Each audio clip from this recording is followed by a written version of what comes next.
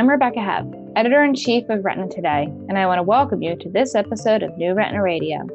Today, we're focusing on a very important topic, diversity and inclusion, and we're talking to academic retina specialists who have recently been named as department chairs. In this episode, they're sharing their journeys to leadership, the hurdles they had to overcome, and some advice they have for aspiring retina specialists. Joining me today are our guest medical editors of our diversity and inclusion issue and our moderators, Maria Berrocal and Audina Berrocal. Hi, Rebecca. Thank you so much for inviting us to moderate this very important discussion. I'm Maria Berrocal.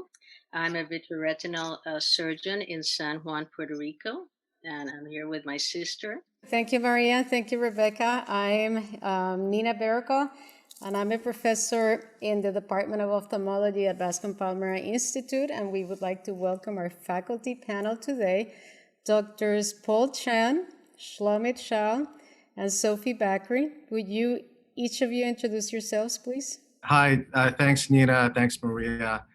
Thanks, Rebecca. Thanks for having me. I think this is a very important topic. Look forward to the discussion. My name is Paul Chan, and I am the department head at the Illinois Eye and Ear Infirmary of the University of Illinois at Chicago. Hi, I'm Shlomit Schaal. I'm a vitreoretinal surgeon, a clinician scientist.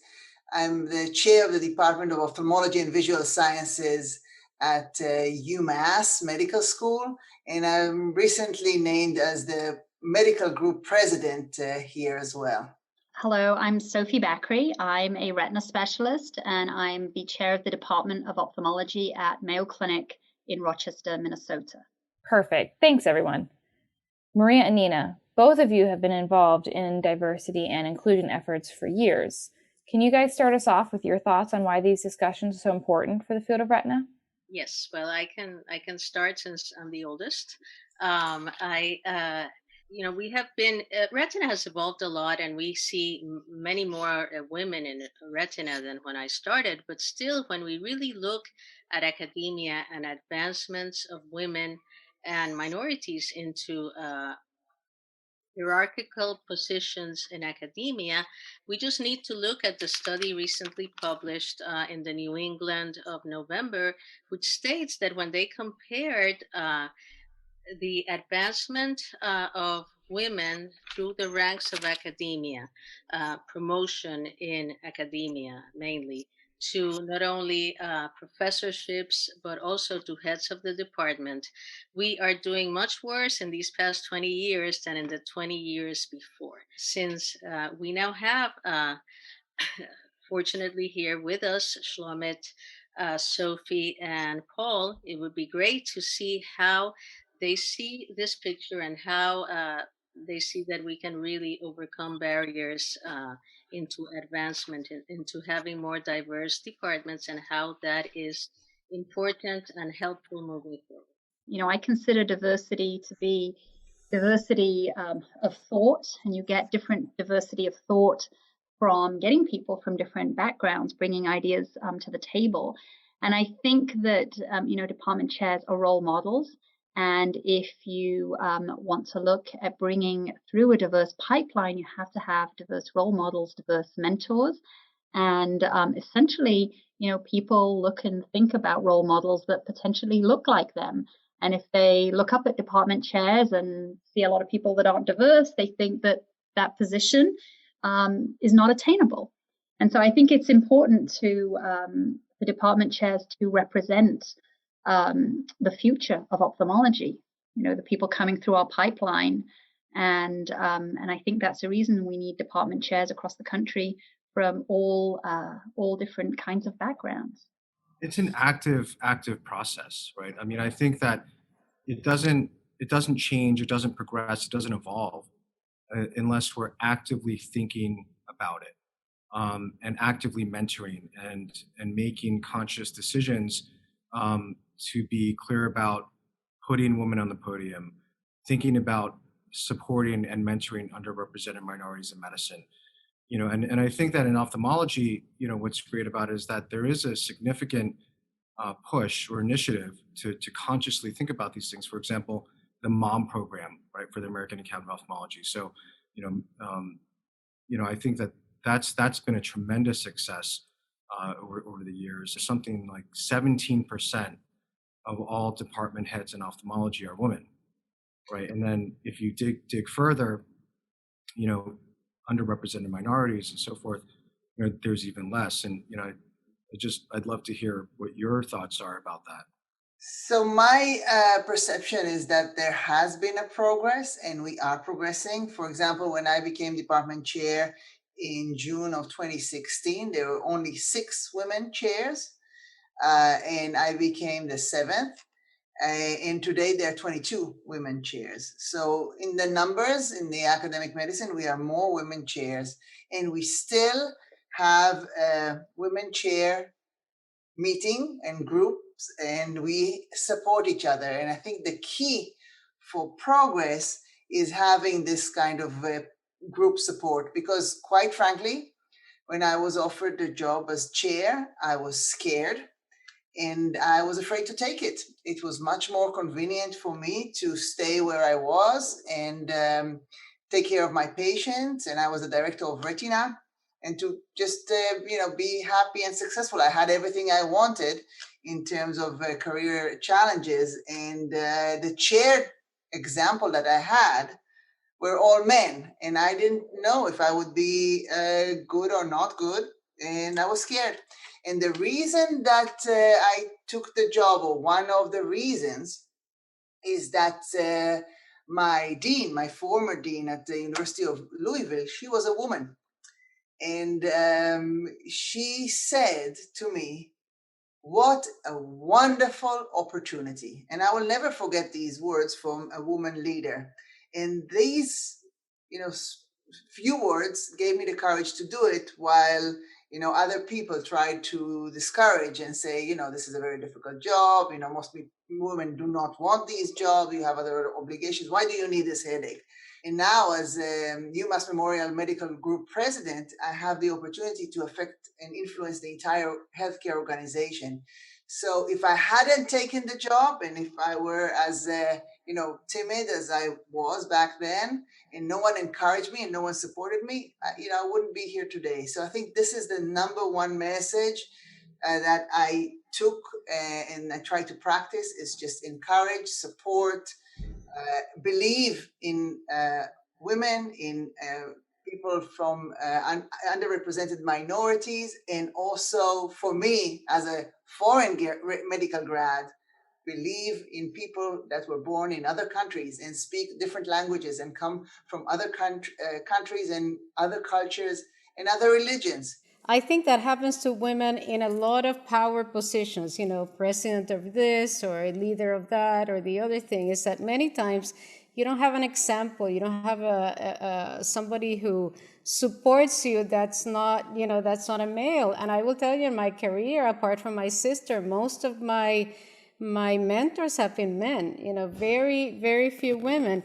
But that said, I think that the courage you had to take a job like that is going to change things, because you're in power, and the change comes from above. And people that are young, that are different, that come from different backgrounds, they open the door to people who are different. I think it's well known that diversity in any organization, in really any field, it promotes better decision making. So when we look at residents, when we look at fellows, when we look at medical students, and even among the faculty, I think diversity is really, really critical to basically evolve and build a better program and a better culture, right? So I think it's really important. And again, it's an active process, right? You have to think about it, and you have to have the structure in place to make it work. It's sort of, it's interesting. One of the first things that I did, I'm a very new chair, but the first thing that we did in the department was create a vice chair for diversity and inclusion, and that was Jenny Lim, who's a woman retina specialist who, as you all know, has a lot of experience promoting young women and with women in retina and so forth and so on. I think she's been a great partner with a lot of great ideas. So diversity matters. We know this. And I think that from a role model perspective, and you touched on this, you if you don't see people who are succeeding or leading, who you think that you can model after, then it sort of creates a hurdle, right? And for me, and you guys know this, some of the most important people in my life and my mentors were women, right? My mother, right? I mean, she was Dick Green's first fellow at Wilmer, and I would hear the stories around her time, as an ophthalmologist in that era, and she's still practicing. Joan Miller, who was a chair, basically became chair when I first started my fellowship. She's about a year in, has mentored me and supported me throughout my entire career. So, I think that, you have to have mentors who are diverse. You have to have faculty and leadership who are diverse. I think it matters all around. One thing that I would add to this is that in medicine, we have responsibility to our patients. And our patients, especially here, in Worcester, Massachusetts, we take care of different population. In our clinic every day, we speak 72 languages with our patients every single day with the help of interpreters. And so it's so critical to have a workforce that looks like our patients, that can, in color, in shape, in language, in understanding the culture, in what people say. So it's not only our words, it's the way that we connect with our patients. And one thing that is very important to promote diversity is to increase the sense of belonging. And so patients, when they come to the clinic and they see a physician that looks like them or speaks their language even better, they have immediately a sense of increased trust, increased belonging. And I think that we as leaders have an obligation to get as many caregivers as possible. And it can be physicians and it can be staff, but representatives of the population that we serve. Yeah, I think so Shlomit, great point. And when we talk about health equity and this gap, it's fundamental that you have people who are, again, representative of the population that you serve as well, right? I mean, it's been shown time and time again that people trust, people who speak their own language, who look like them. So what do you guys think? One of the things that you hear time and time again when you're in discussions about diversity or creating, a faculty that is diverse, and then they say, well, you're compromising quality to become diverse. What do you say to people who say those things? So, I hear it a lot in academic medicine. What I would say is this: diversity is an added value. So it's not only, how good researcher you are, or how good clinician you are, or what are your communication skills, or how you function in a team, or how many students you mentored, or how many papers you published. The diversity is one extra thing that you have. So that's really a mindset shift. So if I have somebody that is a good clinician, a good scientist, and diverse, I think it's superior than somebody who is not, because diversity is a value, is another plus. If somebody can increase the diversity of my team, I think that's a big plus for my department and for my team. So that's how I see it. One thing that we have here at the University of Massachusetts, we have a residency program director who is an African-American woman. And as a result, a third of our residents are African-Americans. And I don't think that there is any program in the country that has as many African-Americans as residents. And we're very proud of it, but absolutely I can contribute this to the fact that the leader is African-American. I can tell you, as a woman department chair, more women interview with me than men. I see that. And more women feel that they can, I can understand them perhaps better. And I don't know if it's true or not, but that's how they feel. And there are many more women interviewing for positions than men. I think I really loved all your comments, but I think it's really important in, changing our value sets. If we are just focused on grades or, your score in this or your score in that, you will only have very boring traditional applicants who will all maybe look the same because of course somebody who comes from a more affluent background may get better board scores than somebody who has to work 2 jobs to make it through med school or whatever. So I think changing what we see as valuable, I think that is key. There's the concept, Maria, of miles traveled to get here. So if you take my example, I traveled across the ocean, right? Had to do everything, all my training twice, basically, take my board exam twice just to get to the same level of, my peers. So this is, my own example. When I look at an underrepresented minority, there is also in miles travels. Not necessarily they have been to a private school or an affluent school. Not necessarily they had anyone in medicine in their family that could guide them. Not necessarily they had approach to a prominent scientist that can guide them and, give them even inspiration over research. So that's how I try to, evaluate our residents and really think about, how tough it was for them just to become an applicant. What hurdles did they need to cross? What mountains they needed to climb? What river did they need to cross in order to get here?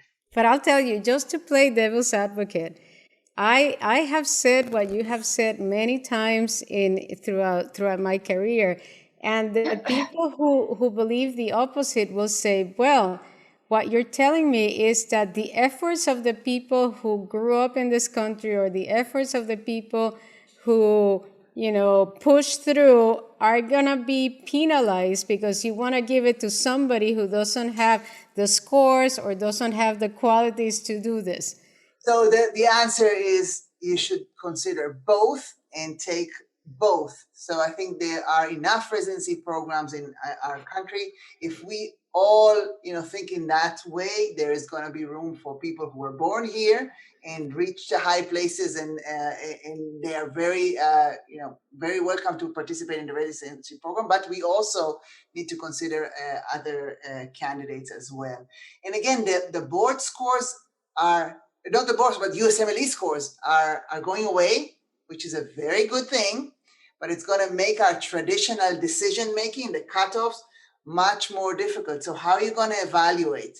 And what's going to happen, I think, that we're going to see more and more medical students taking time to do a research year, to spend in a place that people get to know them. And I think that's a very good change. So it's going to be longer for you. Your miles travels are going to be expanded, but people will know you and you will know them, and your commitment to the profession will increase. If we could backtrack for just a minute to the hiring process, Shlomit, I echo Nina when I say you had a fascinating experience when you were hired as a department chair. Sophie, did you have a similar experience? I got this position, through an internal search, and that's the way that the chair positions, are done at Mayo Clinic. And so before I even got to the, final 3, the search committee knew everything about me, from my peers, my colleagues. They knew all the pluses and minuses of whether you hired candidate A, B, or C. And I went into the process thinking, okay, they know who I am, they know what I represent. If this is what they want, then they know what they're getting. If they want something else, then they have candidate B and they have also candidate C. And I went through the process intrigued as to what they wanted and whether or not I was the person they wanted in terms of what I could do for the department, but also in terms of whether they wanted my phenotype. And that I wasn't sure about. And I always wondered whether they would pick my phenotype as you talk about, with diversity, because yes, I'm certainly very different, and in many, many ways.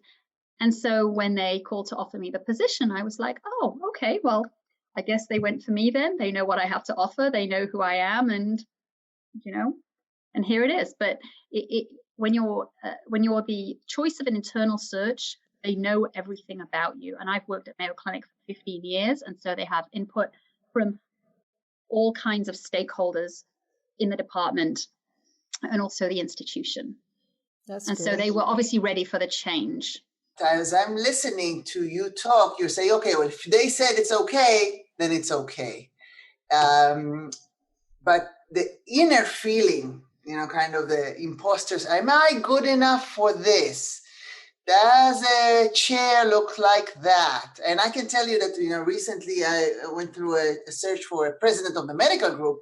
And here, there was never a woman president of a medical group. Never, ever. There was never a woman with an accent as a president. Never. So everybody, actually, there was no one from outside of Massachusetts. So these were the people before, and they were very successful.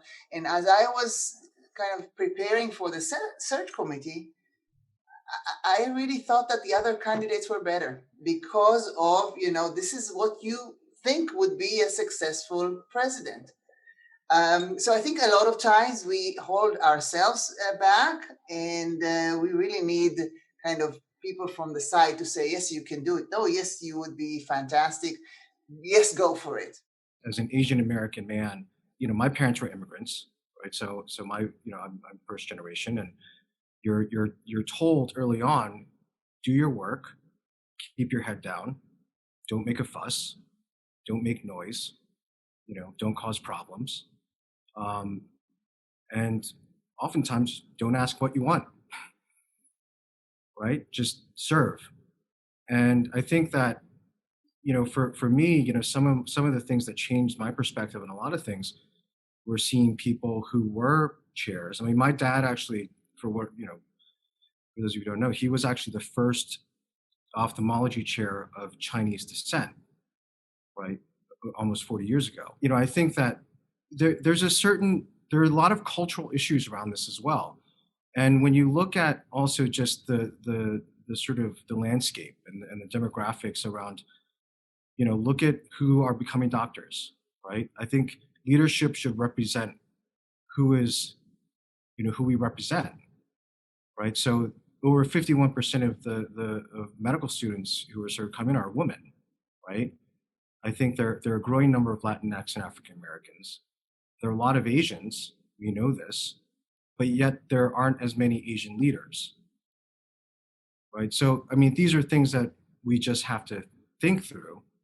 But I think what it comes down to, and Shlomit mentioned this before, and Maria and Nina and Sophie, it's about mentoring, right? We have a responsibility, I think, to future generations to mentor and to give them examples and to give them really the tools to lead, right? And to serve.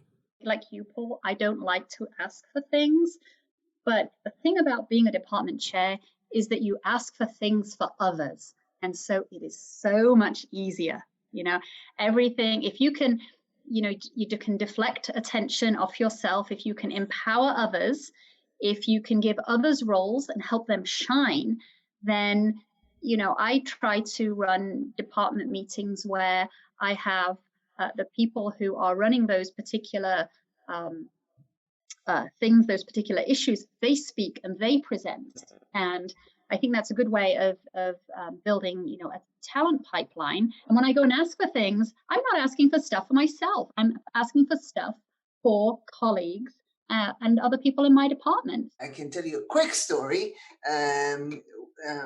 I just graduated from Masters in Healthcare Management program, and there were many physician leaders in the class. It's a program at Harvard just for physicians. And one of the physicians, we talked about salary and salary negotiations. And one of the physicians talked about his wife, who is a physician. And he discussed how she negotiated for the salary. Basically, okay, whatever they gave her, she said yes. She didn't ask for anything. But when he was negotiating, she came to him and said, you should ask for this, and you should ask for that, and don't take this. So I think, it's kind of, we are used to fighting for others. We're used to fighting for our husbands, for our kids, for our family, for our parents. We're used to that. We're comfortable with that. We're not so comfortable going and say, well, you know what? I deserve to be paid more because I am this and that, and you need to pay me equal or even more because I'm that good. So I think with that, we still have we still have a journey to go through to do that. What do you think it's needed to really promote diversity? Where are we in 2021 in our field? So I think the most important thing is to keep discussing it and keep putting it as a priority. In our medical group, I placed it as we call it as lead initiative, and the L stands for leadership, the E stands for engagement, the A stands for access, and D for diversity. So everybody knows we call it physicians lead, and every single month we discuss diversity, and we involve our entire faculty and the entire organization with diversity initiatives. And every single department, where we know we are retina specialists, and the differences are perhaps not as stark as, for example, mother's death in delivery, for example. But when you hear other departments' efforts in what they're doing to promote diversity and healthcare equity, then you think about it. And you have to talk about it every day and think about it every day. And not only talk about it and think about it, but really get people specifically in leadership position that will be diverse and will promote the next generation of more diverse people. I know Maria gave us the numbers and to start this conversation, and it was kind of a grim statistic. However, I really do believe that after all we've been through, specifically in the last year in this nation, people have really felt the inequities in the coronavirus, how the Black and Hispanic population were affected much more than the white population in every single area in the country. And I think genuinely people feel that as physicians and as healthcare givers, we have the obligation to make that better and make the access to care easier and make the communication clearer and really regain the trust and the sense of belonging. So there's no quick remedy for that. And so the three things I would say is, one, keep it in the top priorities of your organization and your department. This is one thing. Two, find the leaders that you can place from diverse backgrounds. And three, the most important thing for us is our patients. Be in connection with the patient and see how they respond to the changes that you make. I agree with Shlomit's well thought out plan. I think it takes role models, leaders at the top. It takes commitment, it takes investment, and it takes developing the talent pipeline with careful mentorship. And outside, on the staff side, I agree that our patients have to be able to relate to the entire care team, not just the physicians, but the nurses, the technicians, everybody who takes care of the patient.